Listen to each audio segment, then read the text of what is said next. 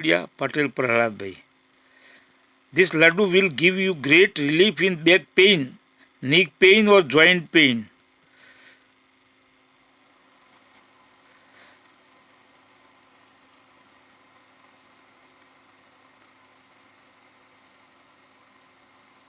में दर्द है तो आप इस लड्डू को ज़रूर बनाइए।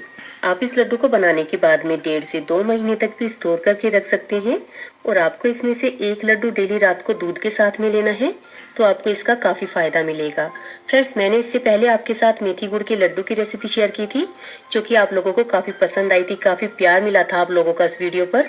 तो इसी तरह से अगर आपको आज की वीडियो भी पसंद आती है तो प्लीज़ अपना प्यार बरसा दीजिए, ज़्यादा से ज़्यादा वीडियो को लाइक कीजिए। तो चलिए ज़्यादा देर ना करते इस गुड़ गोंद के लड्डू की रेसिपी को शुरू करते हैं। फ्रेंड्स, मेरा नाम है मोनिका त्यागी, आप सभी का स्वागत है मोनिका। तो इस लड्डू को बनाने के लिए मैंने यहाँ पर ये 100 ग्राम सूखा हुआ नारियल लिया है और नारियल को मैंने छोटे टुकड़ों में काट कर उसके बाद में मैंने इसको ग्राइंड कर लिया है। आप चाहें तो इसको कद्दूकस करके भी ले सकते हैं। इसके साथ ही मैंने यहाँ पर ये 100 ग्राम गोंद लिया है। गोंद आपको मार्केट में इजीली मिल जाएगा और घुटनों के दर्द या जोड़ों के दर्द में ये बहुत ज़्यादा काम करता है। तो आप इसको चाहें तो 100 ग्राम ले सकते हैं या फिर आप इसको 150 ग्राम तक भी ले सकते हैं। और यहाँ पर मैंने 25 ग्राम खसखस लिया है। खसखस आंखों के दर्द के लिए और सिर के दर्द के लिए आपको फायदेमंद रहेगा। तो ये ऑप्शनल है, आप चाहें तो डालिए, नहीं तो आप इसको स्किप कर सकते हैं। लेकिन सर दर्द और आंखों के दर्द के लिए आप इसको ज़रूर ऐड करें, मैं आपको यही सजेस्ट करूंगी। यहाँ पर मैंने 100 ग्राम बादाम लिए हैं। इसके साथ ही मैंने यहाँ पर ये 100 ग्राम काजू लिए हैं। ड्राई फ्रूट आप अपनी पसंद अनुसार कोई भी ले सकते हैं या फिर आप इनको स्किप भी कर सकते हैं। लेकिन सूखा हुआ नारियल, गोंद और पोसत यानी पोस्ता दाना, खसखस आप जरूर लीजिए। इसके साथ ही मैंने यहाँ पर ये 1.5 कप गेहूं का आटा लिया है। ग्राम्स में अगर आप इसको लेंगे तो 200 ग्राम गेहूं का आटा है। और यहाँ पर मैंने ये 500 ग्राम गुड़ लिया है। गुड़ को मैंने छोटे टुकड़ों में तोड़ कर लिया है। आप चाहें तो इसकी जगह पर चीनी भी इस्तेमाल कर सकती हैं या फिर बूरा यानी तगार इस्तेमाल कर सकती हैं। 500 ग्राम गुड़ है और कप से मेजरमेंट करेंगे तो 2 कप गुड़ है। और इसके साथ ही मैंने यहाँ पर ये 1 कप देसी घी लिया है। ग्राम्स में अगर आप इसको लेंगे तो 200 ग्राम ये देसी घी है। इतनी सामग्री से आपके मीडियम साइज के 20 से 25 लड्डू बनकर तैयार हो जाएंगे। और इसके साथ ही मैंने यहाँ पर ये आधा छोटा चम्मच इलायची पाउडर लिया है। इसे हम इसके अंदर टेस्ट के लिए ऐड कर रहे हैं यानी फ्लेवर के लिए ऐड कर रहे हैं। ऑप्शनल है, आप चाहें तो डालिए, नहीं तो आप इसको स्किप कर दें।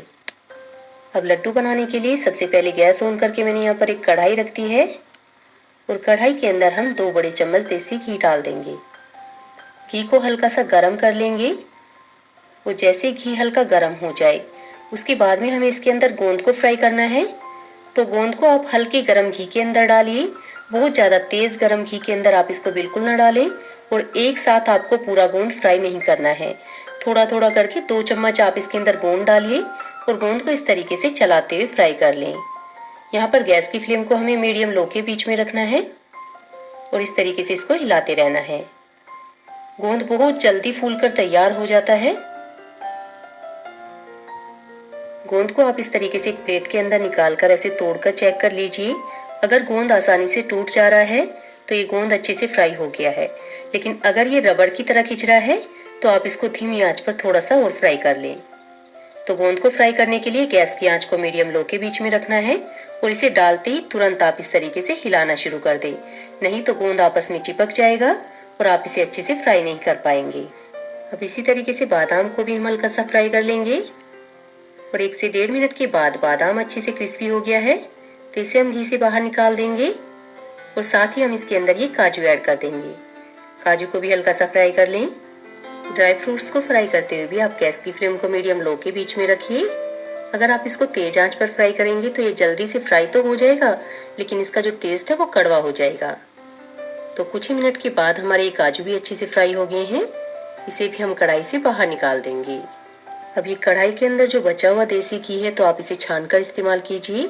आप इसे छानकर साइड में रख दें। आप इसे आटा भूनने के लिए इस्तेमाल कर सकते हैं क्योंकि इसके अंदर जो गोंद हमने फ्राई किया है तो कई बार जैसे गोंद गीला होता है तो उसके साथ में कोई भी इम्प्योरिटी चिपक जाती है तो वो इस घी के नीचे बैठ जाएगी, इसीलिए आप इसको छानकर इस्तेमाल कीजिए। अब कढ़ाई के अंदर हमने ये नारियल डाल दिया है और नारियल को भी हम लगातार चलाते हुए मीडियम आंच पर हल्का सुनहरा होने तक भून लेंगे। आप चाहें तो नारियल को लड्डू के अंदर ऐसे ऐड कर सकते हैं लेकिन इससे लड्डू का जो टेस्ट है वो अच्छा नहीं आता। तो आप इस तरीके से नारियल को हल्का सा भूनकर इसके अंदर डालें तो काफ़ी अच्छा टेस्ट लड्डू का आएगा। ये देखिए यहाँ पर ये हल्का सा सुनहरा हो गया है, तो इसे भी हम कढ़ाई से बाहर निकाल देंगे। और अब हम इसके अंदर यहाँ पर ये पोस्ता दाना डाल देंगे, जिसे कि कई जगहों पर खसखस कहा जाता है, कई जगहों पर इसको पोसत कहा जाता है। तो इसे डालकर इसे भी हम 1 से 1.5 मिनट के लिए हल्का सा भून लेंगे। 1 से 1.5 मिनट के लिए मैंने यहाँ पर ये पोस्ता दाना को हल्का सा रोस्ट कर लिया है, तो इसे भी हम कढ़ाई से बाहर निकाल देंगे। अब सेम कढ़ाई के अंदर हम ये बाकी का बचा हुआ देसी घी डाल देंगे। और यहाँ पर मैंने ये 1 बड़ा चम्मच देसी घी बचा लिया है।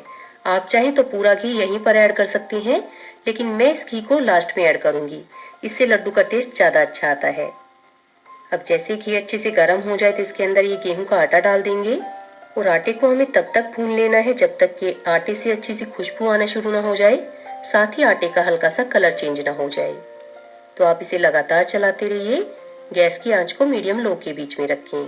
मैंने यहाँ पर गेहूं के आटे का इस्तेमाल किया है। इसकी जगह पर आप चाहें तो जो भुना हुआ काला चना होता है, जिसके ऊपर की छिलका नहीं होता, तो आप उसे पीसकर भी इसके अंदर डाल सकते हैं। उसके अंदर कैल्शियम काफ़ी मात्रा में होती है। तो यहाँ पर आटे का हल्का कलर भी चेंज हो गया है, साथ ही आटे से अच्छी खुशबू भी आ रही है। तो इसे हम कढ़ाई से बाहर निकाल देंगे। आप चाहें तो आटे को उठाकर साइड में रख दें और यहाँ पर दूसरा पैन इस्तेमाल कर सकते हैं, लेकिन मैंने आटे को बाहर निकाल दिया है। और सेम कढ़ाई के अंदर मैंने ये गुड़ डाल दिया है।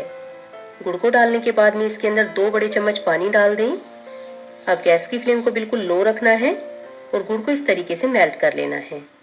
अब धीमी आंच पर हम यहाँ पर गुड़ को मेल्ट होने के लिए छोड़ देंगे और इसे हम बीच बीच में चलाते रहेंगे। और यहाँ पर हमारा ये गोंद जो है वो अच्छी तरह से ठंडा हो गया है, तो इसे हम इस तरीके से प्रेशर डालते हुए अच्छी तरह से तोड़ लेंगे। गोंद फ्राई हो जाने के बाद में बड़ी आसानी से टूट जाता है। आप चाहें तो इसको किसी पॉलीथिन के अंदर डाल लीजिए और बेलन से आप इसको आराम से तोड़ सकते हैं। ये देखिए गोंद को मैंने थोड़ा मोटा मोटा तोड़ लिया है, तो इसे उठाकर हम साइड में रख देंगे। अब यहाँ पर मैंने एक ग्राइंडर जार लिया है और जार के अंदर हम ये पोस्ता दाना को डाल देंगे। इसे डालकर आप थोड़ा सा ग्राइंड कर लीजिए और उसके बाद में आप इसके अंदर यहाँ पर ये फ्राई किए हुए काजू और बादाम डाल दें। पहले आप खसखस यानी पोस्ता दाना को डालकर अच्छे से ग्राइंड करें ताकि वो बिल्कुल बारीक पिस जाए। उसके बाद ही आप इसके अंदर ये रोस्ट किए हुए काजू और बादाम को डालकर सिर्फ 2 सेकंड के लिए मिक्सी को चलाइए, तो इस तरीके से कुछ दरदरा सा पाउडर आपको मिलेगा। आपको मिक्सी को लगातार नहीं चलाना है, नहीं तो ये पाउडर जो है थोड़ा गीला गीला रहेगा। तो इसे हम साइड में रख देंगे। और यहाँ पर आप देख सकते हैं गुड़ हमारा मेल्ट होना शुरू हो गया है, तो गैस की फ्लेम को हम बिल्कुल लो रखेंगे और इस तरीके से गुड़ को हम तोड़ते जाएंगे। अगर आपको इस लड्डू को एकदम सॉफ्ट रखना है तो जैसे ही आपका गुड़ अच्छी तरह से मेल्ट हो जाए तो गैस की फ्लेम को तुरंत बंद कर दीजिए। आपको इस गुड़ के अंदर बिल्कुल भी उबाल नहीं लगाना है। लेकिन इस तरीके से क्या होता है कि आप इस लड्डू को केवल 1 महीने तक स्टोर करके रख पाएंगे। लेकिन अगर आप इस गुड़ के अंदर हल्का सा उबाल लगा लें, बस जैसे इसके अंदर उबाल आ जाता है, उसके बाद में आप गैस को बंद करते हैं, तो आप इस लड्डू को 2 से 2.5 महीने तक भी स्टोर करके रख सकते हैं। या फिर आप ये कह सकते हो कि पूरी सर्दी भी आप इसको स्टोर कर सकते हैं। अब बिल्कुल हल्का सा उबाल आने के बाद में गैस की फ्लेम को मैंने ऑफ कर दिया है और इसके अंदर ये भुना हुआ गेहूं का आटा डाल दिया है। इसके साथ ही हम इसके अंदर यहाँ पर ये क्रश किया हुआ गोंद डाल देंगे और साथ में हम इसके अंदर यहाँ पर ये ग्राइंड किए हुए ड्राई फ्रूट को भी डाल देंगे। इसके लिए यहाँ पर काजू और बादाम इस्तेमाल किया है। आप चाहे तो इसके अंदर पिस्ता डाल सकते हैं या फिर किशमिश भी डाल सकते हो। तो ये बचा हुआ देसी घी भी हम इसके अंदर यहीं पर डाल देंगे। इस स्टेज पर देसी घी डालने से बहुत ही अच्छा टेस्ट लड्डू के अंदर आता है, लेकिन ये बिल्कुल ऑप्शनल है। आप चाहें तो डालिए, नहीं तो आप इसको स्किप कर दें। और इलायची पाउडर को डालकर हम इसके अंदर अच्छी तरह से मिक्स कर लेंगे। अभी जैसे ही हम इन सभी चीज़ों को अच्छी तरह से मिक्स करेंगे तो हमें लगेगा कि हमारा जो मिक्सचर है वो बहुत पतला है, लेकिन ये पतला नहीं है। जैसे जैसे ये ठंडा होना शुरू होगा तो वैसे वैसे ही थिक होता चला जाएगा। अभी हम इसको इस तरीके से मिक्स करने के बाद में हल्का सा ठंडा होने के लिए छोड़ देंगे। और जैसे ये हल्का सा ठंडा हो जाएगा तो उसके बाद में आप इसको देख सकते हैं कि ये इस तरीके से थोड़ा ड्राई हो जाएगा। और आपको इस मिक्सचर से हल्का गर्म हो तभी लड्डू बना लेने हैं। तो इस तरीके से दोनों हाथों से आप इसको बाइंड करते हुए जितने बड़े या छोटे साइज के आप चाहें तो लड्डू बनाकर तैयार कर लीजिए।